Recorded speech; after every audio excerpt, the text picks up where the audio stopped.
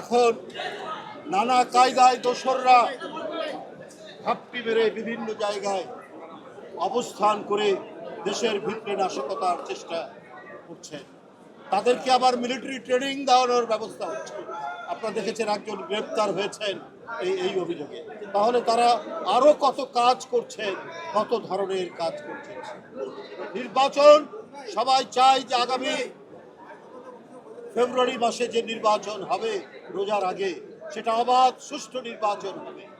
কিন্তু আওয়ামী লীগের আমলে 16,399 জন প্রাইমারি স্কুলের শিক্ষক দেওয়া হয়েছে। এর মধ্যে 55 থেকে 60% হচ্ছে আওয়ামী লীগের খাস, তাদের দলীয় লোক। এরা যদি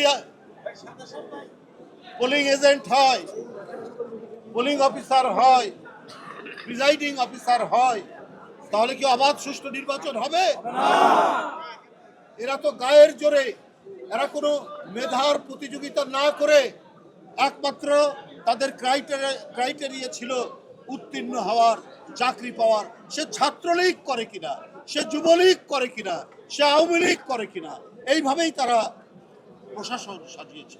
এদেরকে বেছে বেছে, আমরা চাই না যে বিএনপির লোকজনকে বেছে বেছে, তা না, যারা নিরপেক্ষ, যারা কোনো দিকে বাস্ট নেই, তাদেরকেই পোলিং অফিসার, প্রিজাইডিং অফিসার এগুলো করা উচিত।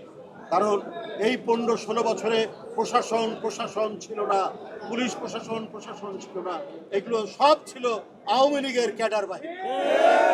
এদেশের মানুষ পিআর কি, অধিকাংশ মানুষ তারা জানে না, এবং এটা কি সিস্টেমে হবে না হবে, এটার অন্যান্য কি বিষয় সেটা তারা জানে না। অন্য যারা বলছেন তাদের উদ্দেশ্য কি আছে জানি না, কিছু হয়তো আমরা উপলব্ধি করি, সেটা আমি বলতে চাই না।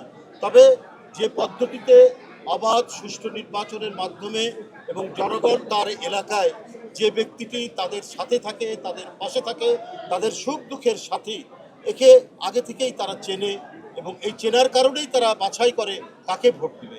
এটাই হচ্ছে প্রতিষ্ঠিত পদ্ধতি। রাজনীতি এখন যারা করছেন তারা ভালো মতো বুঝবেন মানে নির্বাচনের পরিবেশ কেমন আছে, এবং এখানে যথার্থভাবে প্রত্যেকের রিপ্রেজেন্টেশন হবে কি না, তারপরে সকল সাধারণ ছাত্রছাত্রীদের যে সেন্টিমেন্ট, সেই সব ধারণ করেই আমার মনে হয় বিশ্ববিদ্যালয়ের কর্তৃপক্ষ নির্বাচনের তারিখ ঘোষণা করেছেন। তো সেই বিষয়ে আমি মনে করি যে যারা সেখানে সংগঠন করেন, ছাত্র রাজনীতির সাথে যারা যুক্ত আছেন, তারা সেখানকার পরিবেশ নিয়ে তারাই ভালো বলতে পারবেন।